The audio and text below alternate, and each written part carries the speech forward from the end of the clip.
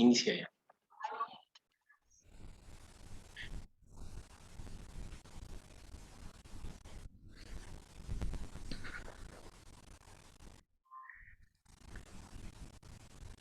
Ya están ingresando. Buenas noches, bienvenido.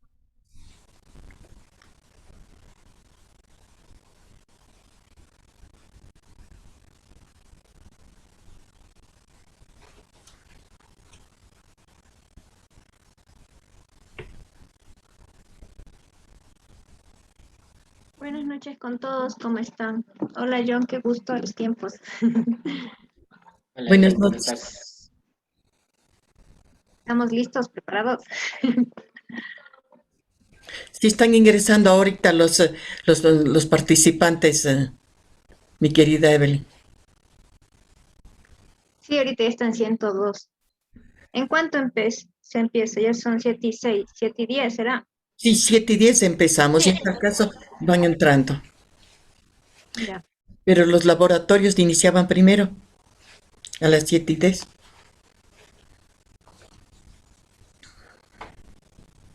Iniciamos a las 7:10, doctora. Sí, por favor. Sí.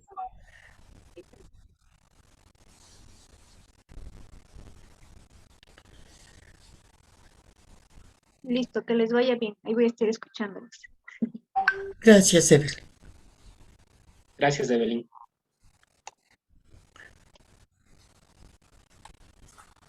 Buenas noches, bienvenidos. Vamos a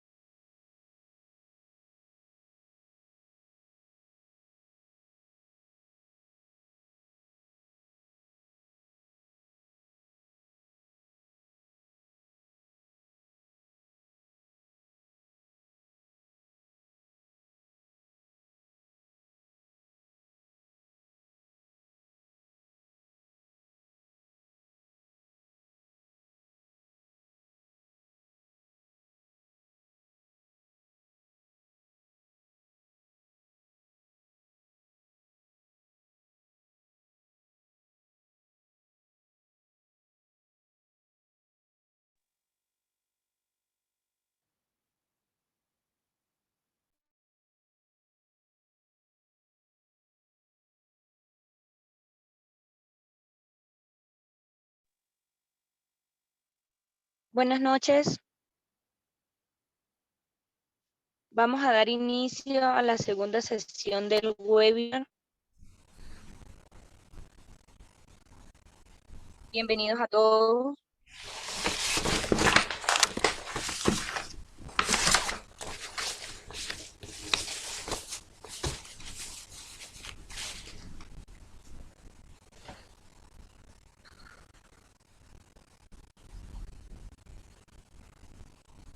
¿Sí logran ver mi pantalla? Sí, Bueno, doctora, como parte del laboratorio de Celtis, Aide Olivera les saluda. Gracias por asistir. Damos inicio a la segunda sesión. Muchas gracias.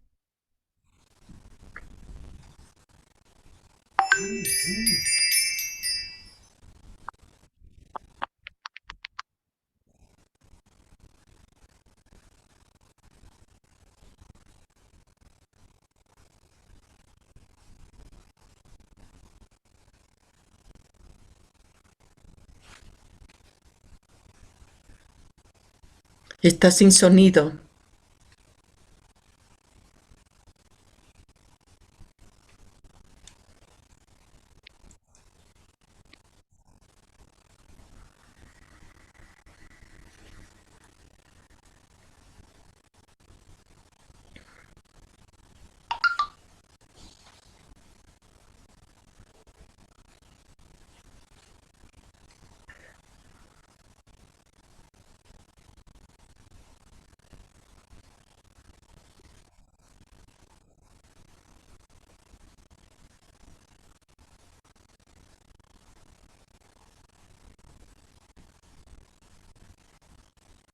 Ahora para el inicio de la segunda sesión.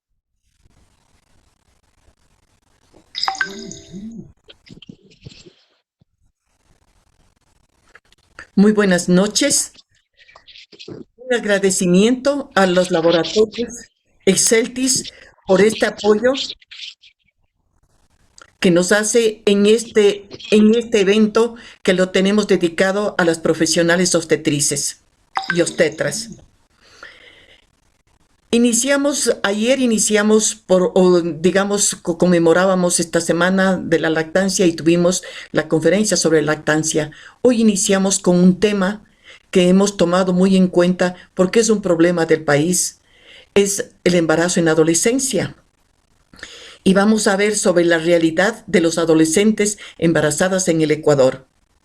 El embarazo en la adolescencia y la maternidad temprana son importantes problemáticas sociales que afectan la trayectoria de la vida de miles de niñas y adolescentes en América Latina, especialmente en la subregión andina. Los efectos de estos fenómenos son múltiples y complejos y se traducen tanto en términos educativos como laborales, económicos, sanitarios. En el Ecuador, 2 de cada 3 adolescentes de 15 a 19 años sin educación son madres o están embarazadas por primera vez. Voy a dar paso al magíster obstetra John Arias, sin antes dar a conocer su trayectoria de vida. Él tiene un masterado en ciencias de la sexología, experto en las bases de la sexología, educación y evaluación e intervención. El título de obstetra, fue facilitador y monitor del programa de formación de mediadores en prevención prenatal de enfermedades y deficiencias de la Fundación Deval, programa prenatal. Tutor del ciclo comunitario del internado rotativo de la carrera de obstetricia de la Universidad Central. Menciones honoríficas. Ganador de la mejor iniciativa de la salud del 6º concurso anual de buenas prácticas que integran igualdad, equidad de género e interculturalidad en salud, organizado por la Organización Panamericana de la Salud y Organización Mundial de la Salud. Participación en investigaciones, sistematización del modelo de salud intercultural en el Cantón Cotacachi. Publicaciones, estilo de vida saludables en el embarazo y niñez y adolescencia, segunda edición, coautor. Manual de articulación de prácticas y saberes de parteras centrales en el Sistema Nacional de Salud, autor. Plan Nacional de Salud Sexual y Salud Reproductiva, colaborador. Módulo El parto y nacimiento humanizados, colaborador. Facilitador en las normativas sanitarias, establecimientos amigos de la madre y del niño, ESAMIN. Facilitador de metodología y recorrido participativo en derechos sexuales y reproductivos. Facilitador de las normas de planificación familiar. Facilitador de la implementación de las estrategias del Hospital Amigo del Niño. Cargos desempeñados: Director Nacional de Salud Intercultural, subrogante, Coordinador de la Promoción de Salud Intercultural, Coordinador de la Cosmovisión y Medicina Ancestral Alternativa de la Dirección de Salud Intercultural, Director Distrital de Salud 10D03 Cotacachi, analista de la Unidad Distrital de Provisión de Calidad de los Servicios, obstetra de consulta externa y hospitalización, obstetra del centro obstétrico, obstetra responsable del parto respetado humanizado, obstetra responsable de la educación prenatal, Hospital Pablo Arturo Suárez, Maternidad Isidro Ayora, Centro de Salud 4 Chimbacalle, Centro de Salud número 1, Centro de Salud 19 Guamaní, Centro de Salud 5 La Magdalena, Centro de Salud 1 la Ciudad de Ambato y Centro de Salud de Adulto Mayor Los Abuelitos. Me place presentar al Magíster John Arias con la temática ya establecida. Adelante, John. Bueno, muchas gracias en primer lugar a ti, Patti, y a todo el comité organizador, y a todas y a todos los compañeros, los colegas que se han podido conectar el día de hoy a la segunda jornada de este sinnúmero de programas científicos que nos hemos programado durante este mes tan importante para nuestra carrera, que es el mes de la obstetricia, el mes de la obstetricia, el mes de la obstetra. En este sentido, pues para mí es un honor poder compartir con ustedes un poco desde la experiencia, también un poco desde el tema de la política pública y sobre todo pues ir viendo cuál es nuestro actuar y cuál tiene que ser nuestro proceder como profesionales de la salud en este problema que existe en nuestro país, que es el tema del embarazo en adolescente. No solo en nuestro país, es un problema regional y tenemos que ir ya tomando decisiones y sobre todo que el abordaje empiece a generar frutos, porque del tema del embarazo en adolescentes ya estamos hablando varios años atrás, hace muchos años atrás, hace más de una década atrás, y lamentablemente la problemática aún sigue presente y es más, la problemática sigue en incremento. En este sentido, pues, el día de hoy voy a hacer una pequeña charla, voy a estar abierto a que ustedes puedan preguntar si tienen alguna cuestión en relación a la temática que voy a abordar y al terminar pues mi presentación poder resolver cualquier inquietud que ustedes tengan. ¿Me van a permitir, por favor, compartir pantalla?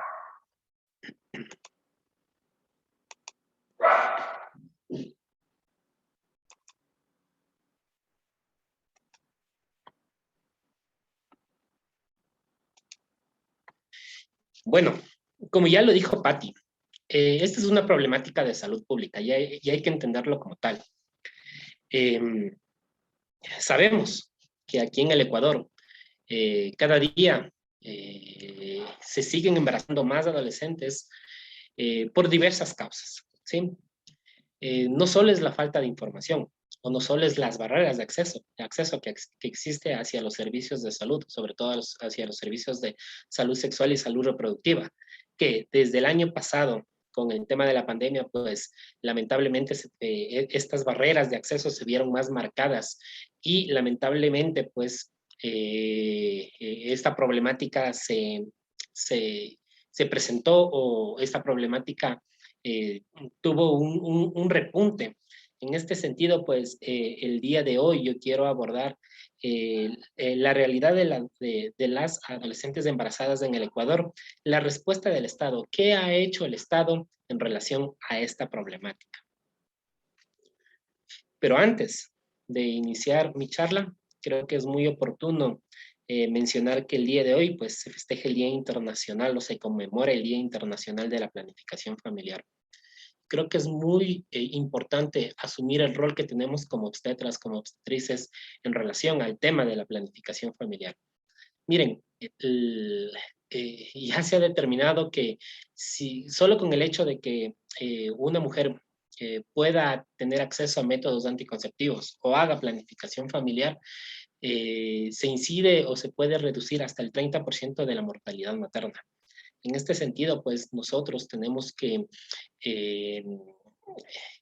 realizar todos los esfuerzos que tenemos desde cada uno de los lugares donde nos desempeñamos para que el acceso a la planificación familiar o el acceso a métodos anticonceptivos permitan que las mujeres, que permitan que los hombres, que permitan que las adolescentes, que permitan que los adolescentes tomen decisiones informadas. Estas decisiones tienen que estar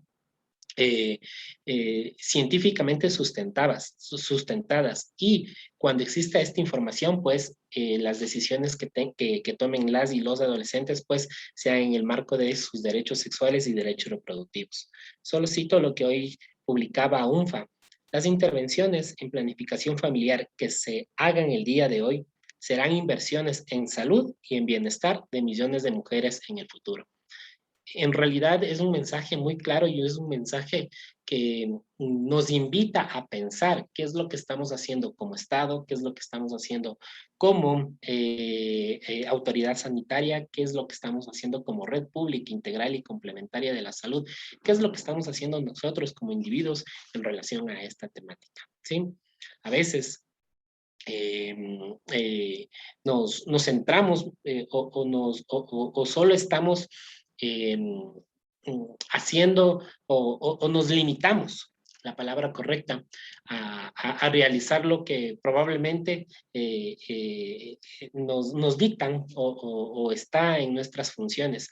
Pero yo les invito el día de hoy en esta problemática que vamos a abordar y en el tema de planificación familiar a dar un granito más, empezar a hacer un poco más de lo que ya estamos haciendo el día de hoy. Si el día de hoy estamos haciendo y estamos dando el 100%, desde el día de mañana empecemos a dar el 101%, porque en nuestras manos está la vida de esta mujer, la vida de esta adolescente, la vida de este niño o de esta niña que están por nacer. Entonces, ¿cuál es la situación en el Ecuador en relación a esta problemática de salud? Solo les traigo así datos que los pude recoger en los datos estadísticos publicados en el INEC. Miren, conforme los años han pasado, conforme el tiempo ha transcurrido, como ustedes pueden observar, el Ecuador ha ido disminuyendo, o en el país ha ido disminuyendo la tasa global de fecundidad, ¿sí? En 1989, la tasa de fecundidad era de 3.8 niños por cada mujer, ¿sí? En el SANUD 2018, esta tasa de fecundidad disminuyó a 2.2 niños por cada mujer. ¿Esto qué quiere decir? Que las intervenciones que se han hecho desde las diferentes carteras de Estado probablemente han incidido para que ahora en el Ecuador existan o las familias sean conformadas con, las familias o el contexto familiar sean conformadas por menos individuos o por medios o por menores o con menos niños. En este sentido, pues, hay que ir analizando cuál es el abordaje que ha hecho o que ha permitido que la tasa de fecundidad haya disminuido, y esto también, pues, ¿qué conlleva a futuro? No obstante, si bien es cierto, según la estadística nos demuestra que existen en la actualidad o la tasa de fecundidad es menor, pero la realidad en algunos territorios aún sigue siendo igual que hace 10, 15 años atrás. En algunos territorios, sobre todo en aquellos lugares donde existen problemas de accesibilidad, en aquellos lugares donde todavía existen muchas mujeres que no acceden a los servicios de salud sexual y salud reproductiva, que muchas mujeres por cuestiones de violencia de género lamentablemente no pueden acceder a un método anticonceptivo, que por miedo a ser maltratadas, a ser ultrajadas, o por el miedo, o por este mal que tenemos como país, el tema del machismo y los roles de géneros que existe, pues lamentablemente en estas regiones aún muchas mujeres aún tienen tasas de fecundidad que son por encima de 2, 3, 4 hijos a lo largo de su vida, ¿sí? si bien es cierto, estas realidades difieren entre un lugar a otro del país, pues también les quiero citar de que el promedio de inicio de vida aquí en el Ecuador es alrededor de 16 años, ¿sí? Lo que anteriormente, o una de las cuestiones que siempre se trae al debate cuando se ha trabajado y cuando se aborda el tema de el acceso a información, el acceso a métodos anticonceptivos o el acceso a, o hablar de derechos sexuales y derechos reproductivos, pues siempre ha estado marcado de que cuando a las y los adolescentes se les da mayor información, las y los adolescentes adelantan su inicio de relaciones sexuales. Como ustedes pueden observar, en realidad aquí en el Ecuador la edad promedio todavía sigue siendo alta en comparación a otros países de Latinoamérica, que la edad promedio está por debajo de los 14 años de edad, ¿sí? El 43% de las mujeres de 12 a 24 años utilizó algún método anticonceptivo en su primera relación sexual. Si bien es cierto, existe un porcentaje importante de mujeres que en su primera relación sexual ya utilizó cualquier método anticonceptivo, aún tenemos que tener presente que más del 50% de las mujeres cuando tuvieron su primera relación sexual aún no tuvieron esta relación sexual con un método anticonceptivo. En este sentido, ¿qué es lo que tenemos que seguir reforzando? Tenemos que seguir reforzando que la información que nosotros brindamos a esta pareja, la información que nosotros brindamos a esta mujer, la información que nosotros brindamos a esta adolescente o al adolescente, le va a permitir tomar decisiones informadas, le va a permitir probablemente espaciar o prolongar el inicio de su vida, de su primera relación sexual. O si va a iniciar tempranamente la relación sexual, pues utilizar un método anticonceptivo, no solo por el hecho de que evita un embarazo no deseado, sino que también puede evitar una enfermedad de transmisión sexual.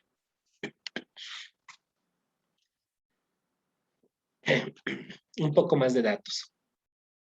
Estos son datos 2019.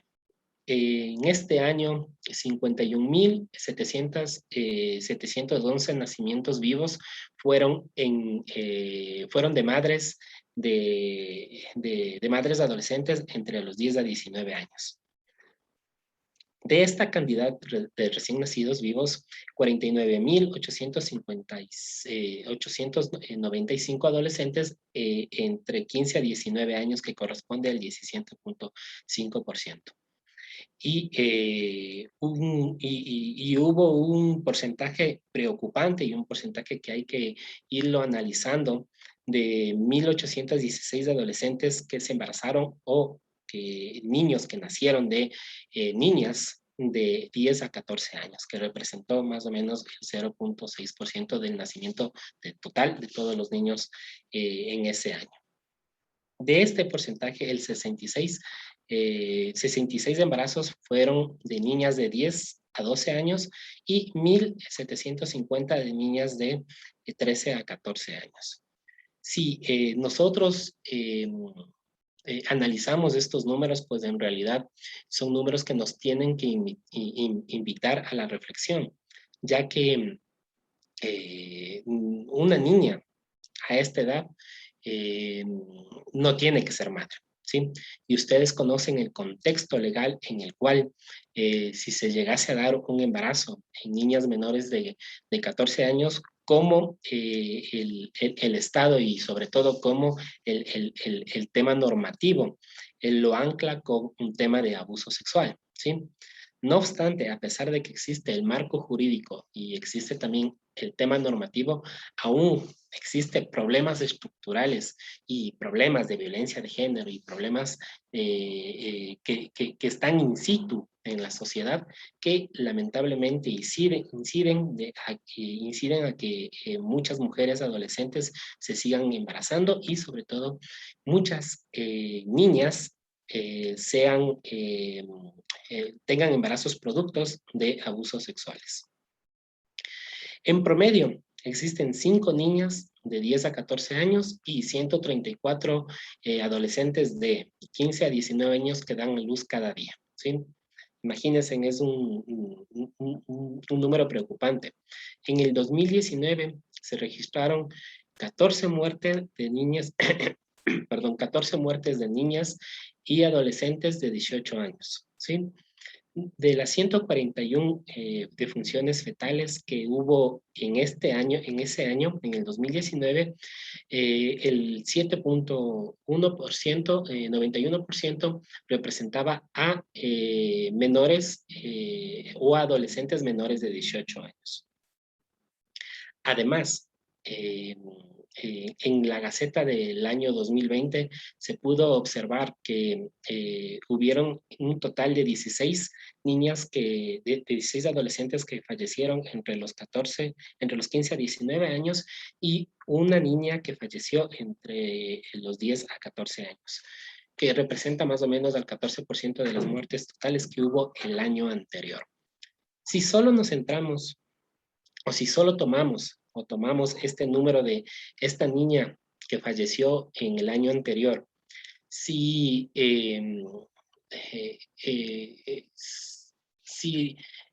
transportamos a esta niña de 10, que murió a los 10 años, prácticamente, si la esperanza de vida de una mujer es de 70 años y un poco más, prácticamente son 60 años que se le robó la oportunidad de esta niña de poder disfrutar de su niñez y de poder disfrutar de la vida en sí. Entonces, son datos que en realidad nos invitan a que nosotros sigamos actuando, a que nosotros como profesionales de la salud y sobre todo como profesionales que estamos inmersos en el tema de salud sexual y salud reproductiva, hagamos y actuemos en el marco de la política pública, pero también en el marco de los derechos sexuales y derechos reproductivos, y empecemos a generar este cambio que se necesita para poder incidir en estos datos que lamentablemente año tras año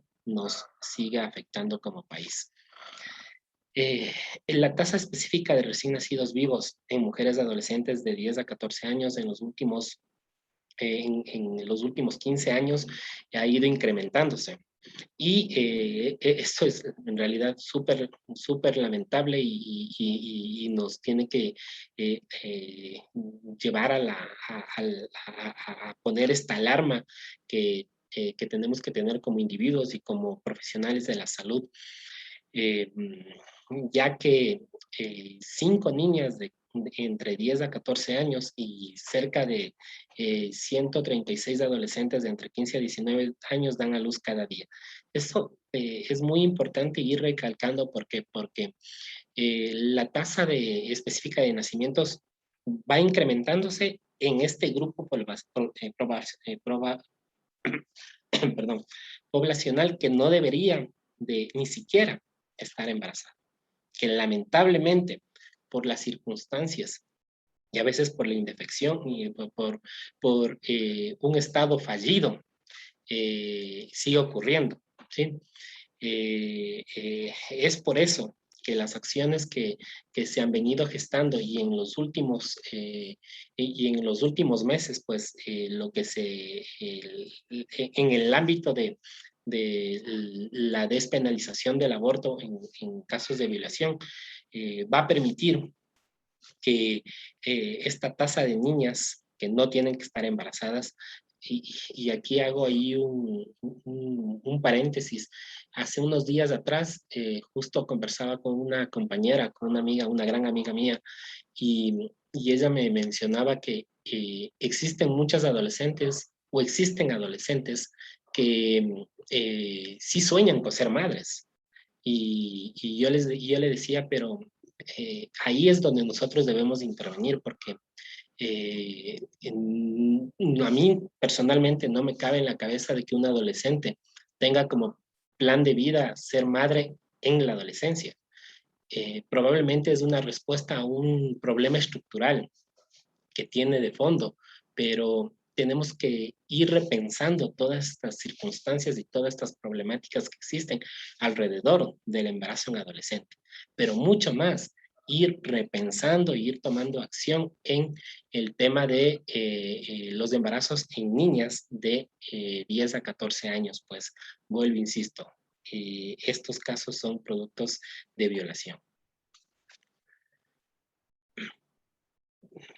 Otros datos que el día de hoy les puedo compartir, pues, es justo que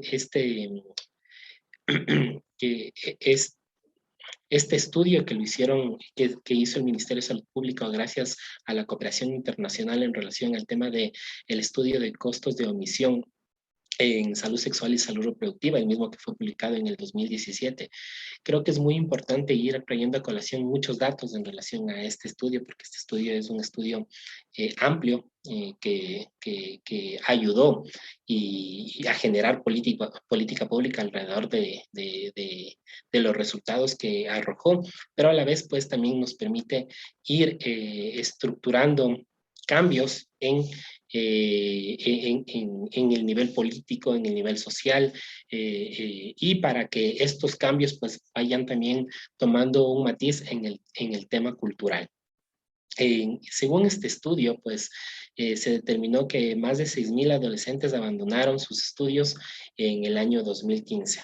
Si estas 6,000 adolescentes que abandonaron sus estudios se representaran en años perdidos de escolaridad, en realidad sería una cantidad inimaginable de años perdidos de escolaridad de todas estas adolescentes.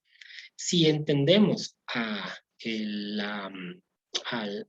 tema de la educación como un factor protector para los embarazos no intencionados o los embarazos no deseados en la adolescencia, esto quiere decir, si un adolescente que no está dentro de, no está inmersa en la educación formal, lamentablemente está propensa o se eleva el riesgo a que pueda terminar o pueda conllevar a un embarazo no intencionado, ¿sí?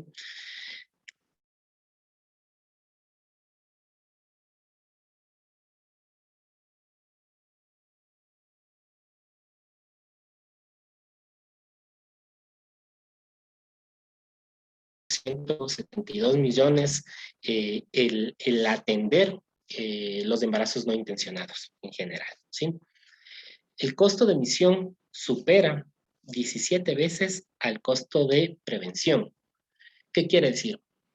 Si nosotros apostáramos en realidad por hacer el tema de prevención, hacer el tema de promoción, hacer el tema o fortalecer estos dos temas importantes que están inmersos en el modelo de atención integral, que están inmersos en toda en todo lo que nos dicta la atención primaria en salud, el Estado se ahorraría más de 445 millones en relación a la atención en temas de salud sexual y salud reproductiva para atender un embarazo no intencionado, ¿sí?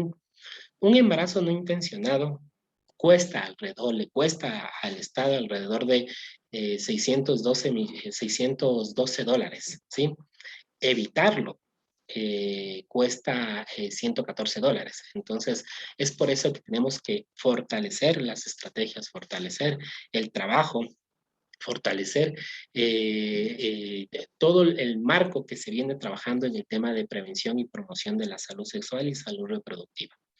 El costo de atención en embarazos no intencionados es 5.4 veces más que prevenirlo. O sea, el tema o el meollo de esta lámina es, lamentablemente, si aún apostamos a un modelo de atención solo curativo, a un modelo de atención en el cual la prestación del servicio es la que está por encima del tema de la prevención y promoción de la salud, pues lamentablemente para el Estado todavía va a seguir siendo caro la atención a un embarazo no intencionado, ¿sí? Además, en relación a la situación del Ecuador, cuando hacemos una comparación entre qué pasaría si, si comparamos en temas o en índices sociales, una mujer que se embaraza en la edad adulta a una adolescente que se embaraza, por ende, en la adolescencia. Si llegara a pasar esto, la mujer que se embaraza a la edad adulta tiene un 11% más de probabilidad de llegar a culminar su formación universitaria. Mientras que si una adolescente se embaraza a temprana edad, por ende en la adolescencia, pues esta adolescente tiene 16, solo el 6% de estas adolescentes llegan a terminar la escolaridad. O sea, en realidad es un tema, vuelvo, insisto, perdón, la educación es un factor protector para evitar embarazos no intencionados o para evitar embarazos en adolescentes. ¿Qué pasa con el tema de ingresos? Una mujer adulta embarazada, ¿sí? Gana en promedio anual $5,189 al año, ¿sí? Mientras que una adolescente embarazada puede llegar a ganar hasta $4,000 al año, ¿sí? Un 23% menos. Esto representa que no es lo mismo embarazarse en la adolescencia que estar embarazada o embarazarse en la adultez. Siempre va a haber brechas, no solo en el tema de escolaridad, sino también en el tema de acceso a un trabajo digno y por ende a un salario digno, ¿sí? Y pues también va a haber esta brecha de que muchos adolescentes no van a poder acceder a tener un trabajo formal y van a recurrir a la informalidad o muchas adolescentes también van a estar inmersas en el tema de el desempleo. ¿Y cuál es la respuesta que ha habido como Estado durante y para intervenir durante esta problemática? Antes del 2010 existía la política de derechos sexuales y derechos reproductivos, ¿sí? Esta política tenía como eje transversal el tema de abordar los derechos sexuales y los derechos reproductivos desde el ámbito del servicio de salud, ¿sí? Desde el 2011 al 2014 se empezó a implementar la Estrategia Nacional Intersectorial de Planificación Familiar y Prevención del Embarazo en Adolescente, NIPLA, el cual tenía como eje transversal también el hablar de derechos sexuales y derechos reproductivos, pero también a mejorar el acceso a los servicios de salud sexual y salud reproductiva y también pues en trabajar en todos los temas, en todo el tema de desmitificar muchos conceptos erróneos que había en relación a la sexualidad, ¿sí? Conforme 2014, desde el 2014 al 2016, una vez que NIPLA dejó de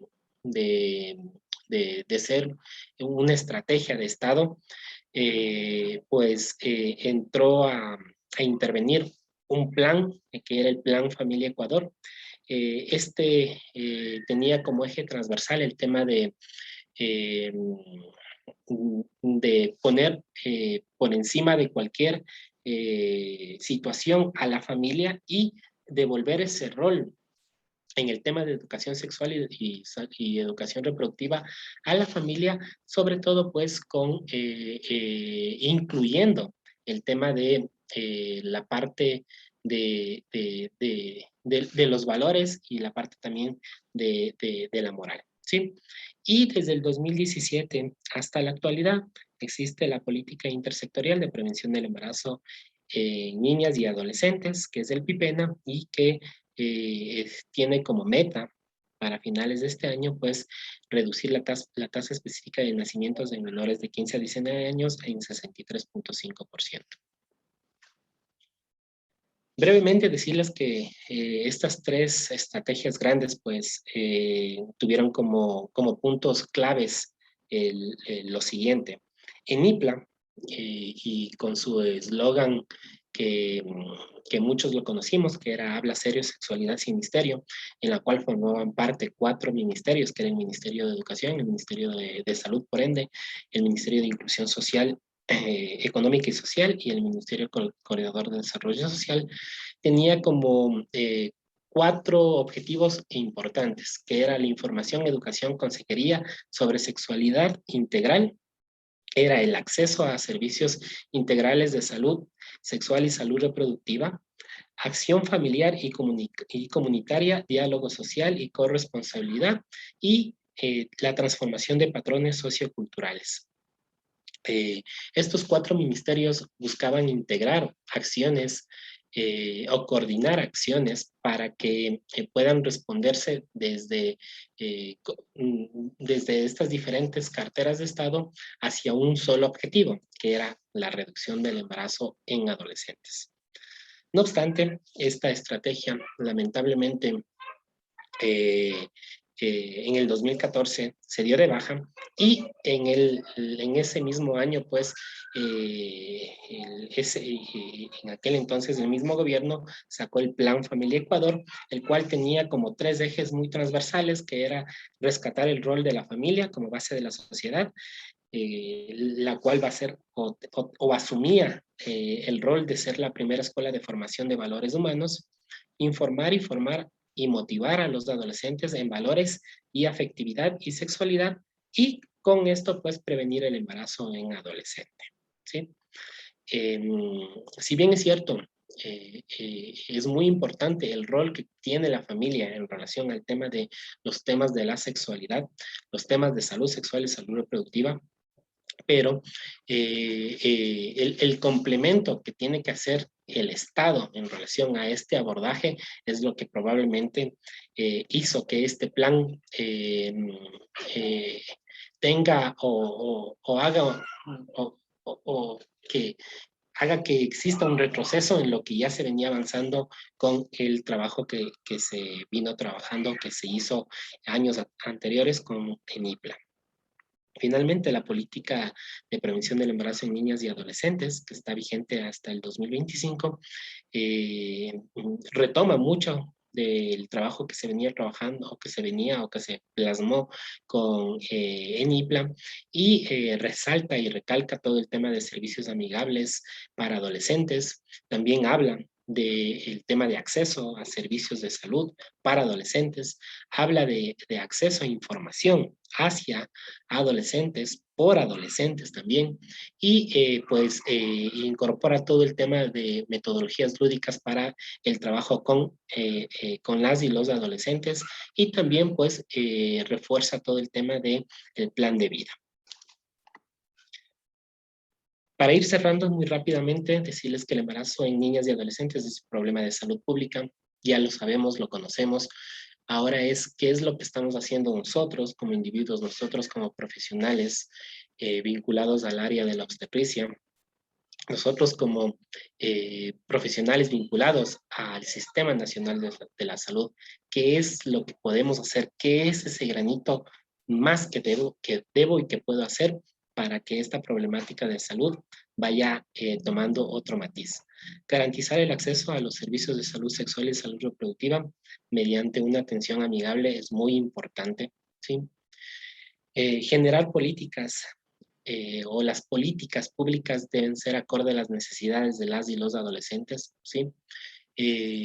Las políticas públicas hacia adolescentes tienen que ser construidas con adolescentes. No tiene que haber esta hegemonía de que quienes generan esta política seamos los adultos, y a veces olvidándonos lo que o como fuimos adolescentes, y las etapas de la adolescencia no es igual la que viven hoy los adolescentes a las que hemos vivido nosotros hace 15, 30, 40 años atrás. La escolaridad siempre es un factor protector, ¿sí? Es por eso que es muy importante que las y los adolescentes estén inmersos al sistema formal. Esperemos que con todo el proceso de vacunación que se ha avanzado y que tiene muy buenos resultados, pues se pueda también ir regresando a clases presenciales. Como ustedes conocen, aquí en el Ecuador hubieron más de 600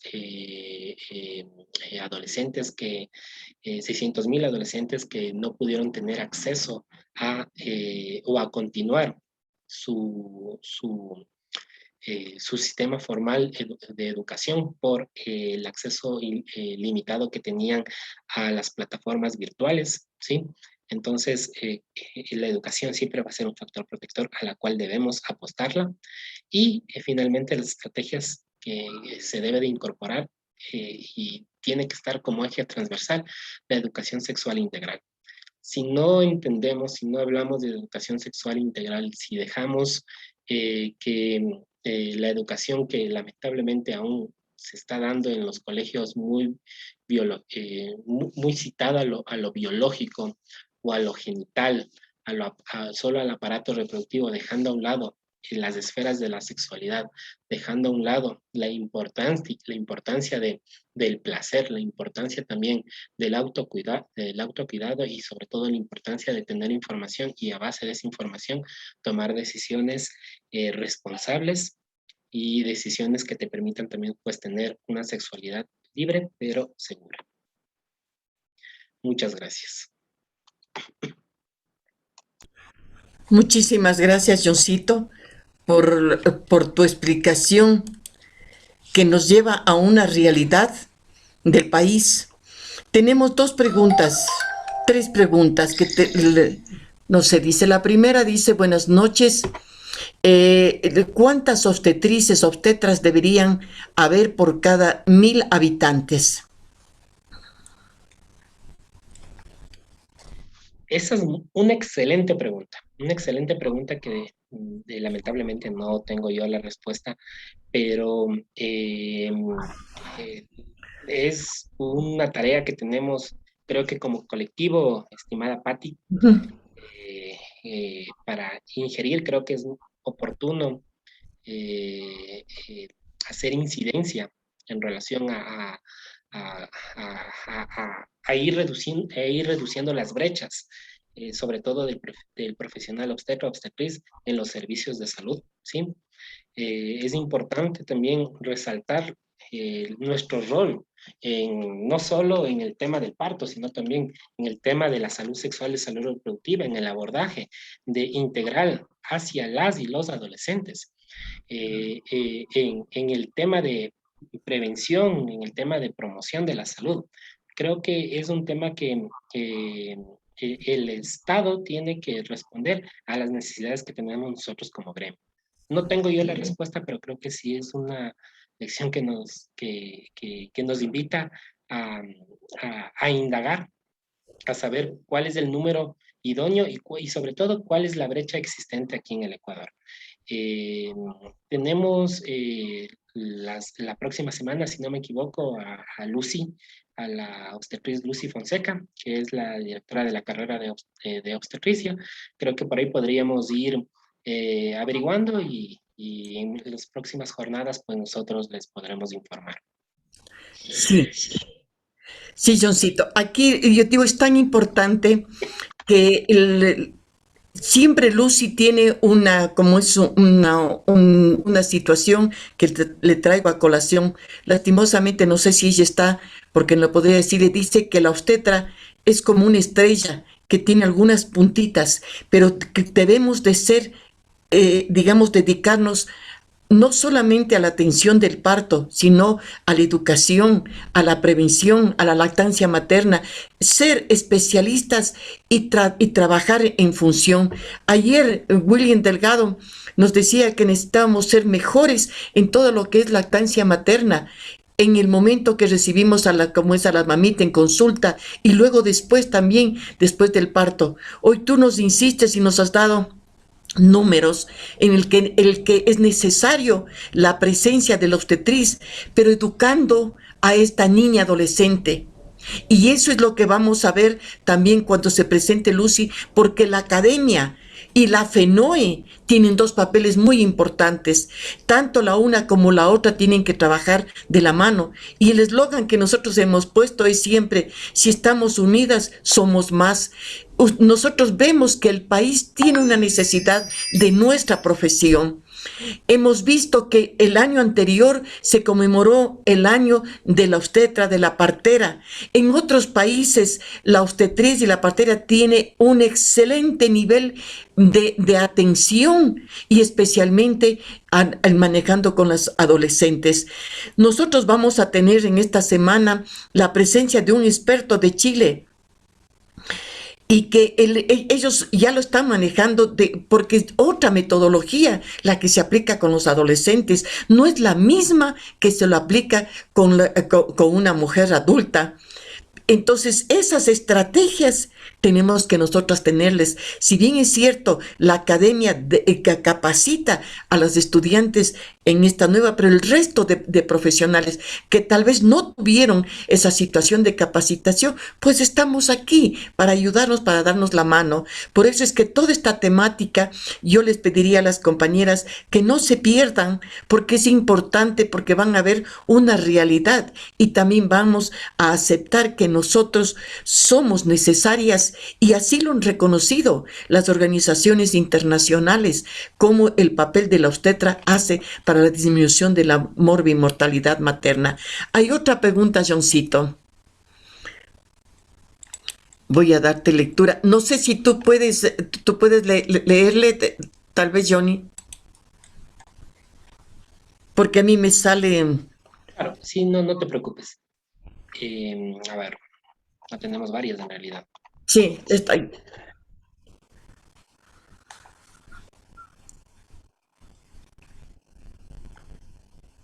Una pregunta de una compañera llamada Jessie.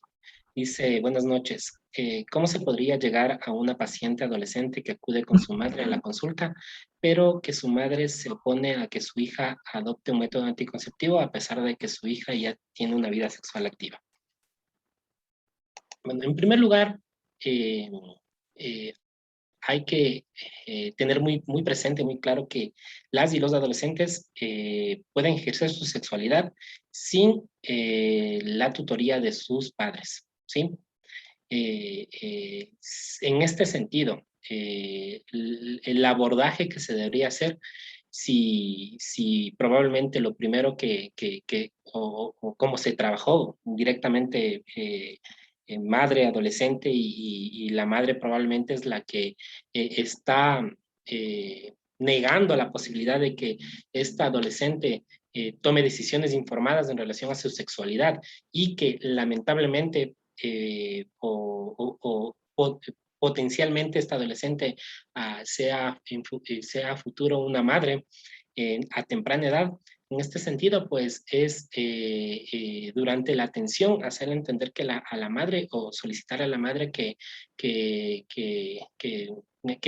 necesitan hablar con la adolescente o necesitas hablar con la adolescente unos par de minutos, y durante esos par de minutos que le dices a la madre que por favor se retire o que te espere fuera del consultorio, pues poderle explicar la gama de métodos anticonceptivos que se dispone como servicios de salud, y que el adolescente tome la decisión idónea y apegada a los criterios de elegibilidad en relación a el método anticonceptivo que pueda acceder. De que probablemente en ese momento no lo va a poder colocarse porque está la madre ahí, tal vez buscar los mecanismos para lo cual la adolescente pueda acceder a este método anticonceptivo, ¿sí?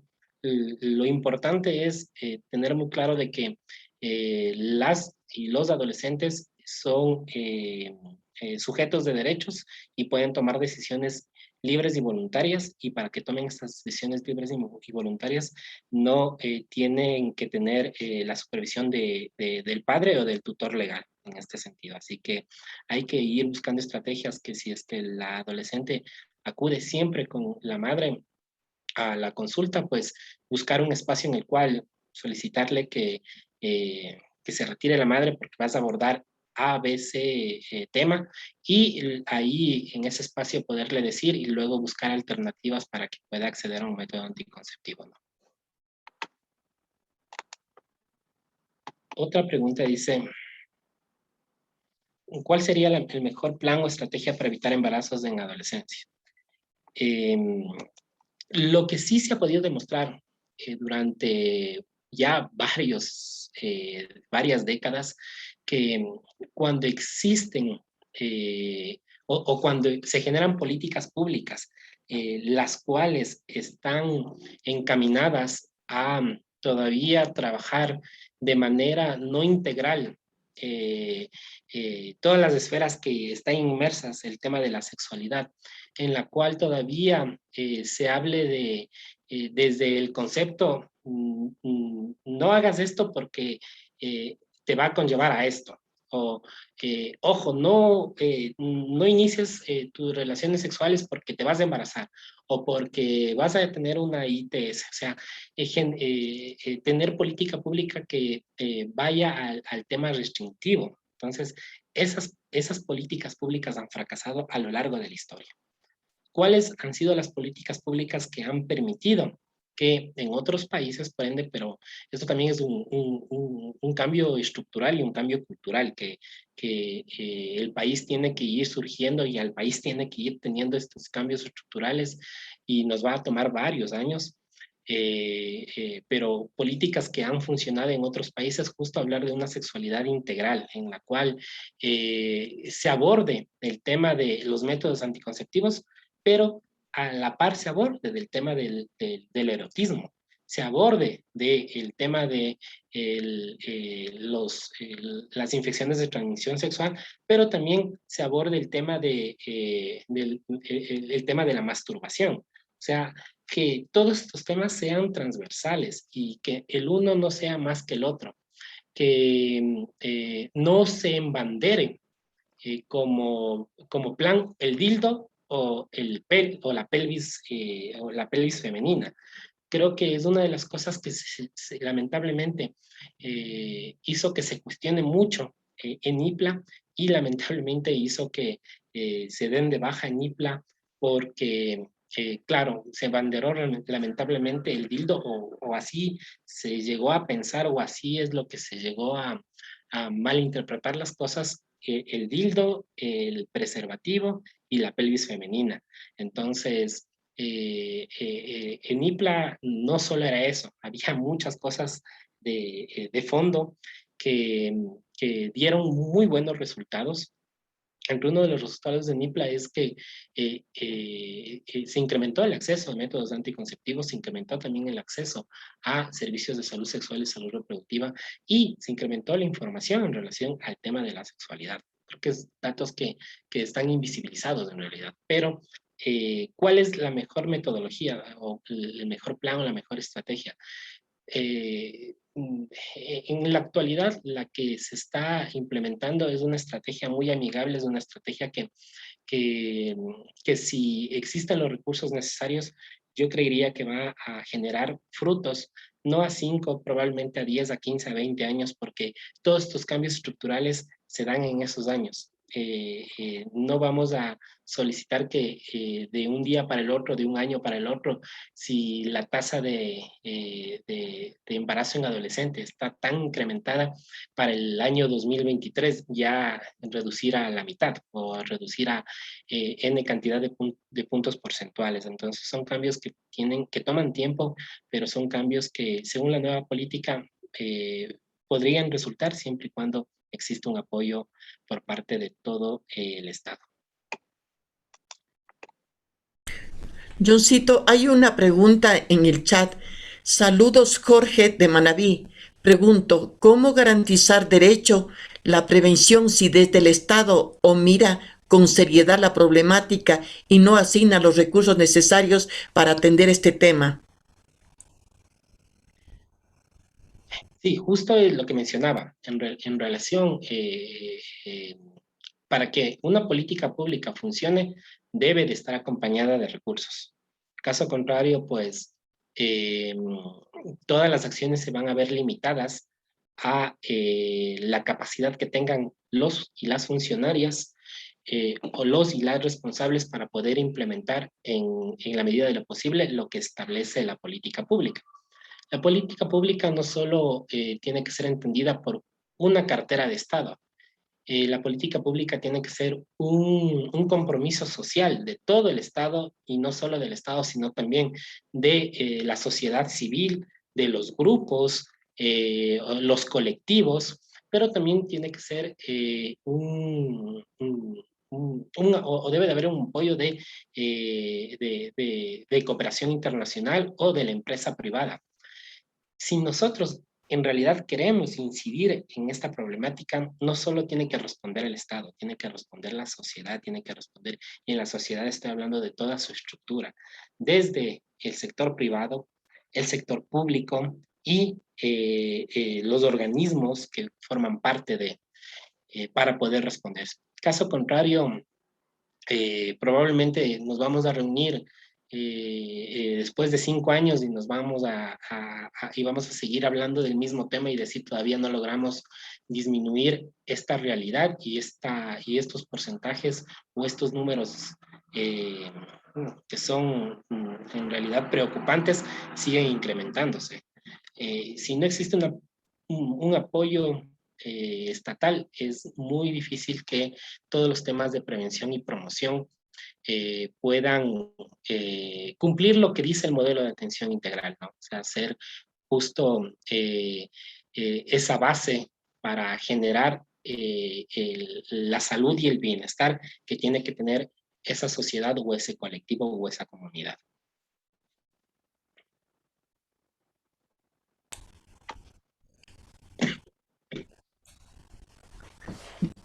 Johncito, aquí hay otra pregunta que dice, ¿qué técnicas recomienda para llegar a los adolescentes y crear conciencia?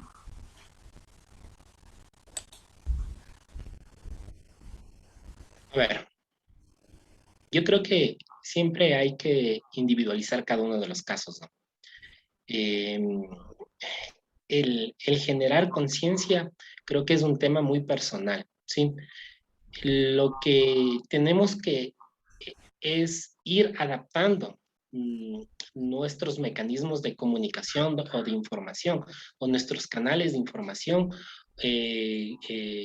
o esos canales por los cuales, o las vías por las cuales nosotros estamos dándole esa información a las y los adolescentes. Porque si nosotros no nos adaptamos a las realidades o a la actualidad, es muy probable que el mensaje que nosotros queremos darles a la o a ese o a la o el adolescente no sea el que él reciba. En este sentido, tenemos que individualizar los casos, pero a la vez también tenemos que ir revalorando esos canales de información que nosotros damos o estamos utilizando, ¿sí? Y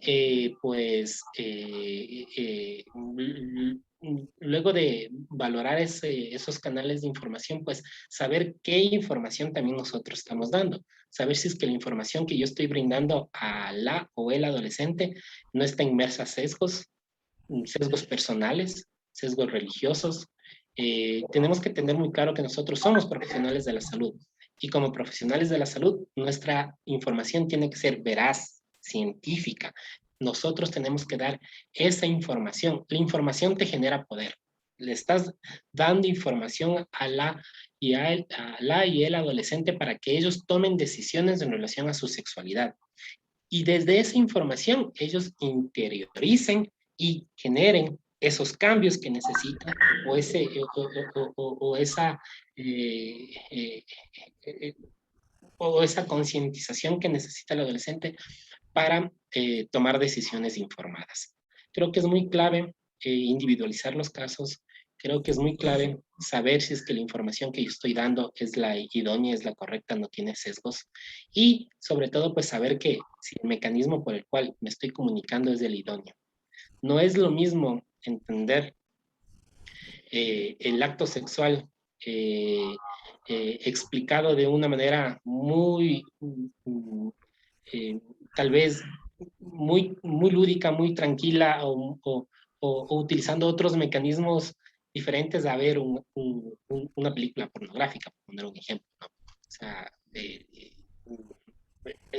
los canales por los cuales a los adolescentes les llega información, ojo, es lo que nosotros también tenemos que ir abordando. Si ahora las redes sociales son los medios por los cuales muchos adolescentes se informan, en realidad las redes sociales no deben de ser un mecanismo de información, pero se están utilizando como mecanismos de información. Deberíamos ir adaptándonos y deberíamos ir individualizando estas temáticas. Dulcito, aquí hay una pregunta de Mariana Paladines. Saludos desde Guayaquil. ¿Cuándo se educará a los varones y no solo a las mujeres para que no haya embarazos en adolescentes? Es otra parte responsable. Súper oportuna la pregunta. En realidad, el tema de la sexualidad, el tema de derechos sexuales y derechos reproductivos, el tema de embarazo en adolescentes no solo es un tema de las mujeres, es un tema de los hombres, de los niños, de los adolescentes. ¿Desde cuándo? Desde que nacen. O sea, desde que nacen a los niños se les tiene que educar, se les tiene que ir forjando para que entiendan cuál es el rol que cumplen ellos o van a cumplir ellos cuando lleguen a su adolescencia y posteriormente a su edad adulta, ¿no? Si durante los primeros años de vida a este individuo, a este niño, le estamos generando patrones en los cuales él va a repetir a futuro, pues créanme que probablemente si él ve en la casa un patrón violento, ve un papá maltratador, un papá alcohólico, un papá abusador, entonces él va a replicar eso a futuro y probablemente él va a replicar eso a sus parejas o en la adolescencia va a replicar ese círculo vicioso que lamentablemente el niño está inmerso, ¿no? Pero si un niño durante sus primeros años de vida y durante su niñez crece en un ambiente más armónico en el cual papá y mamá están cumpliendo los mismos roles, sea laborales o sea en el hogar, en el cual papá llega y también se puede poner el mandil y puede cocinar, puede lavar los platos, y en el cual mamá diga, mi esposo no me ayuda, sino mi esposo asume su rol de papá. Creo que eso va a ayudar a que también los niños desde pequeños vayan asumiendo ese rol, esas nuevas masculinidades que tenemos que ir abordando, pues vayan generando esos cambios para que cuando el adolescente llegue a esta etapa compleja que es la pubertad y la adolescencia, pues sepa el contexto y no se deje llevar del resto de amigos que probablemente no vieron eso en casa y por la presión social, pues incitarle a que le ligue a la primera adolescente y que si no le llevas a la cama no eres varón y todas esas cosas que lamentablemente aún en nuestra sociedad se sigue viendo. Hay que educarnos desde niños y eso es tanto a niños como a niñas, ¿sí? En los roles de género y en el tema de equidad de género. Johncito, hay cantidad de preguntas y muy buenas. Aquí me dice, ¿cómo manejar la barrera intercultural en el tema de planificación familiar con los adolescentes y sus padres? Excelente pregunta. Miren, el tema de la interculturalidad, aquí en el Ecuador, justo hay que verlo como una oportunidad, ¿sí? Lo que sí hemos podido ver es que como está estructurado ahorita el abordaje del tema de anticoncepción, no es aplicable o no es 100% aplicable en algunos pueblos y nacionalidades, ¿sí? Solo por poner un ejemplo. La gran mayoría de información en relación a métodos anticonceptivos están en castellano, sabiendo que el artículo 1 de la Constitución te dice que somos un Estado plurinacional e intercultural. Y ay, no me acuerdo qué artículo se me escapa, te menciona que las tres lenguas aquí en el Ecuador son el castellano, el quichua y el shuar. Solo mirando esa pequeñez que probablemente nosotros lo vamos a decir, ya te genera una barrera de acceso. Entonces, es adaptar lo que ya existe al contexto cultural de ese lugar, ¿sí? El adaptar al contexto cultural no solo es en el tema del lenguaje, no solo es en el tema bueno, si esto lo traduzco en quichua, en shuar, en agua, o en los otros idiomas que existen de las nacionalidades, con eso basta. No, con eso no basta, sino es ir primero al contexto cultural, ir con un abordaje distinto, primero conocer también la lógica de ese lugar, ¿sí? Les pongo un ejemplo. Eh, los achuar, por lo general, es una nacionalidad eh, muy machista. Tiene un contexto histórico y cultural muy arraigado al tema machista. Y allá las mujeres, si está el hombre al lado de la mujer, su pareja, perdón, al lado de la mujer no puede hablar y tiene que estar sumisa, bajada a la cabeza. Pero si es que los separas a los dos, les pones a los hombres en un lugar y a las mujeres en otro lugar, las mujeres hablan de todo y muchas mujeres te dicen, ya no quiero seguir teniendo hijos. Entonces, conocer esas realidades, ir adaptando esas realidades conforme al contexto en el cual se van desarrollando. Porque no es lo mismo ir a hablar de anticoncepción en la Amazonía que ir a hablar en Borbón.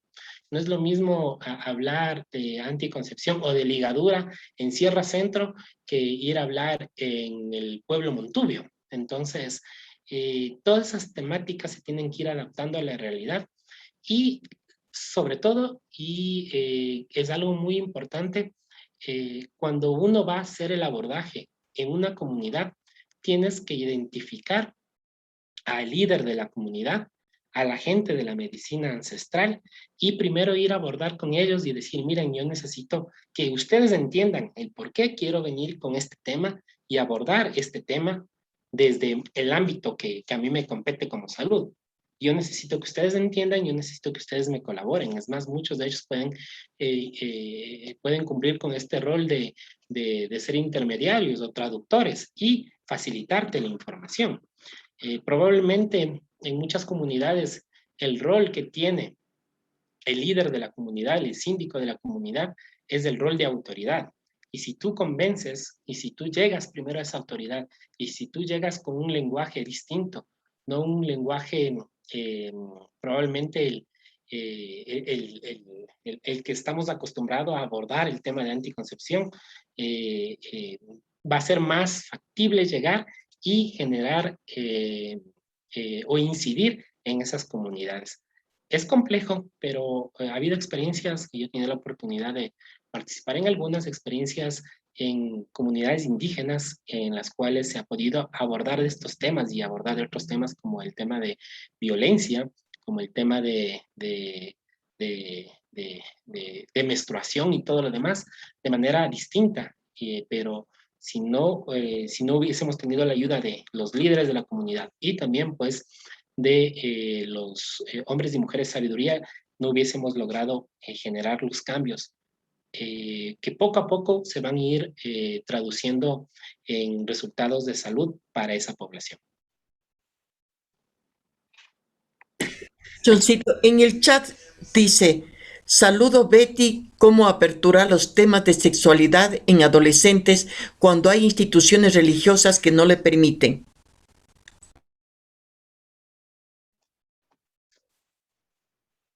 Sí, complejo. A ver,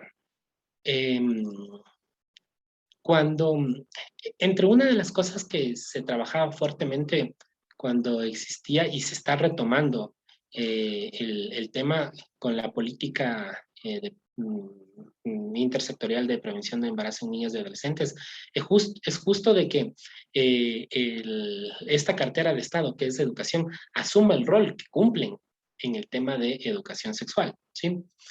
Ahora, claro, el tema de educación sexual va a depender del tipo de colegio, el tipo de educación que se imparta en ese lugar, ¿no?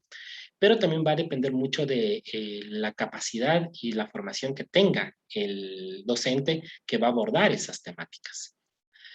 Si nosotros nos encontramos en un caso en el cual el abordaje o existen restricciones por parte de, de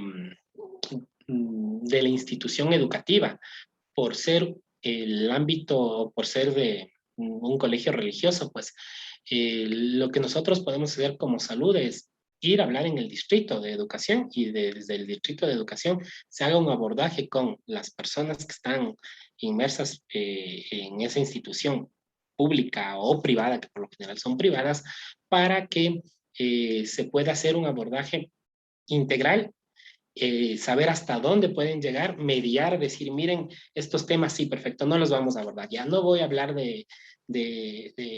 no les voy a indicar a colocar el preservativo, ¿sí? Pero sí quiero que hable, sí voy a hablar de esto. Entonces, ir mediando para que estas personas o estos adolescentes, pues, o estos niños no tengan la misma oportunidad de recibir información que la tienen otros niños que están en otras instituciones, ¿no? Nosotros como salud, ojo, podemos ir y podemos colaborar, pero tampoco podemos generar conflictos con el tema educativo. Siempre tenemos que trabajar coordinadamente con los distritos de educación o con los circuitos, porque educación sí está distribuido hasta circuitos para que el abordaje sea de manera integral y en estos casos, pues, sentarse con las autoridades de aquellas instituciones y mediar qué es lo que sí se puede dar, cómo se va a dar, qué es lo que no se puede dar y cómo yo lo podría abordar o cómo ellos lo van a abordar, ¿no? Se podría trabajar más o menos así. Gracias, John. John, hay algunas preguntas, pero yo desearía que tú las mires porque hay algunas que podrían ser resueltas mañana con la temática que es anticoncepción para los adolescentes. Mírale, por favor, en las preguntas, Johncito, para que tú puedas ver.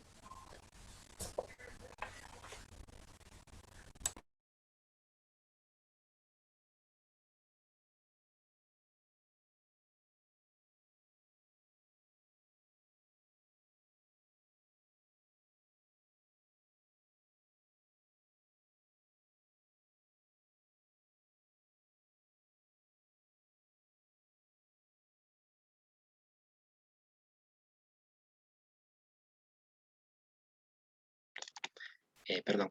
Para ir cerrando ya la charla del día de hoy, veo que hay muchas preguntas. Veo una pregunta que hablan sobre el tema del aborto. Invitarles, compañeros, colegas, que en esta semana vamos a tener la presencia de dos expertas en el tema, la abogada Ana Vera y la doctora Virginia, que son expertas y han manejado mucho esta temática. Creo que ese tema del aborto podrían, nosotros es más, la vamos a tomar en cuenta y las vamos a poder decir a nuestras panelistas el día que tengamos la información. Voy a responder solo unas dos para poder ya dar por terminado.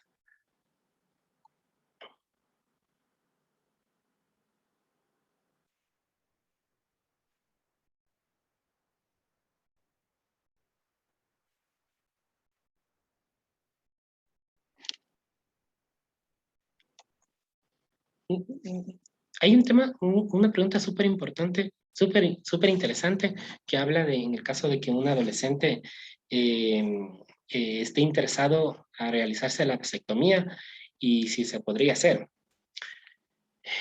En realidad es un método anticonceptivo, ¿sí? La vasectomía, ¿sí? Es un método anticonceptivo eh, quirúrgico irreversible, ¿sí?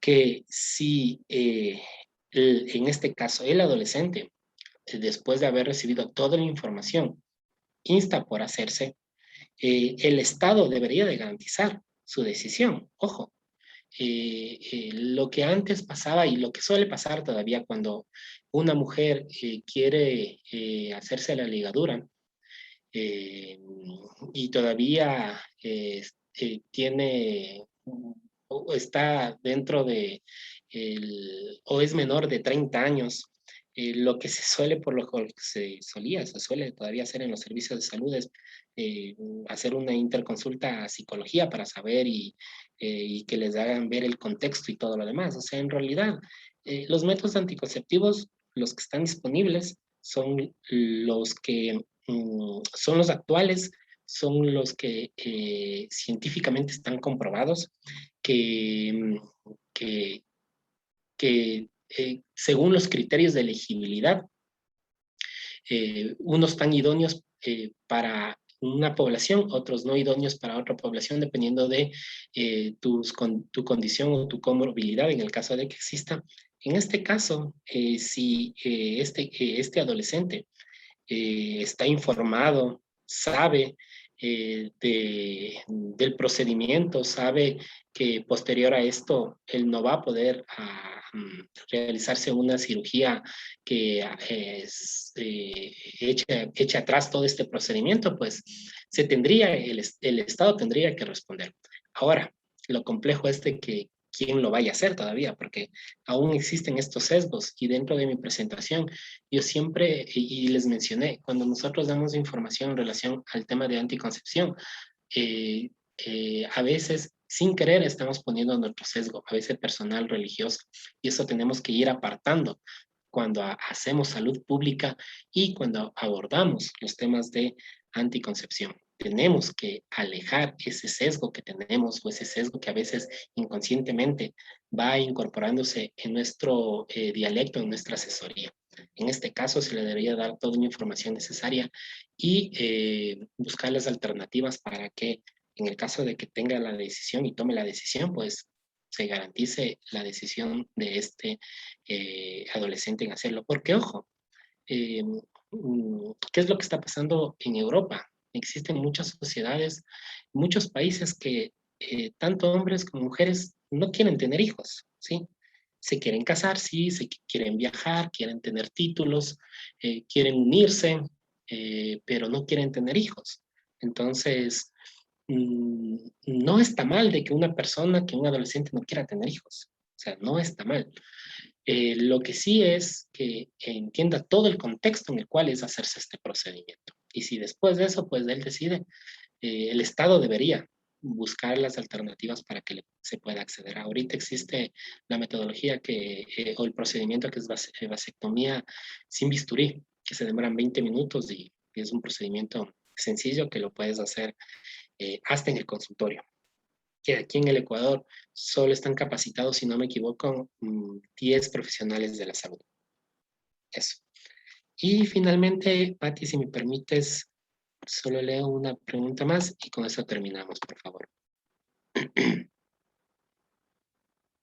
Hay una pregunta de Alexandra Quesada que dice que ¿qué método recomienda para un adolescente de 12 años que empezó a menstruar hace 6 meses? En realidad es el método que la adolescente, si yo doy la información, yo como profesional de la salud, le doy toda la información y digo, estos son los métodos que tengo disponible yo, ¿sí? Y estos son los métodos según los criterios de elegibilidad que irían mejor hacia tu situación de salud, yo no debería de darle la sugerencia. Yo tampoco te puedo decir, en este caso, el mejor método es el preservativo, el mejor método es el implante, el mejor método es la inyección, el mejor método, no. Todos los casos hay que individualizarlos. Por eso hay que hacer una historia clínica completa, ¿sí? Darle información necesaria, aplicar los criterios de elegibilidad y que el adolescente tome esta decisión. Si es un adolescente de 12 años que acude al servicio de salud porque busca un método anticonceptivo, es porque está teniendo riesgos de embarazo, porque eventualmente tiene contacto sexual. Si es de 12 años, hay que probablemente indagar cuál es si esta persona no una persona adulta o todas esas cosas que ya van más al ámbito legal, ojo, ¿no? Porque ya es un tema del ámbito legal, ¿sí? Acordémonos que, y eso probablemente lo van a poder hablar mucho más con las compañeras que van a abordar toda esta temática desde el ámbito de la despenalización del aborto en los casos de violación. Si una niña de 12 años está teniendo relaciones sexuales, pues, ¿qué implica el ámbito jurídico, no? Si es que es con un adolescente igual o si es con un mayor de 18 años, entonces, ¿qué implica el ámbito legal? Pero no es que haya un método anticonceptivo que se recomienda a o hacia, sino que es conforme la situación de salud de la usuaria y pues por eso nosotros como profesionales de la salud tenemos que dar toda la información y aplicar los criterios de elegibilidad. Gracias, Pati. Gracias a ti, John, por toda una explicación excelente. Tienes cantidad en el chat, mira, de felicitaciones por este encuentro. Tenemos compañeros, yo diría, de todo el país, del Oriente, de Manabí, de la Serranía. Bueno, gracias a ti, John, por tu excelente presentación. Y también quiero mencionarles a las compañeras que el día de mañana se mirará anticoncepción para los adolescentes. Y es una charla así muy especial que nos va a ayudar también a enfocar cómo podríamos hacer nuestro trabajo.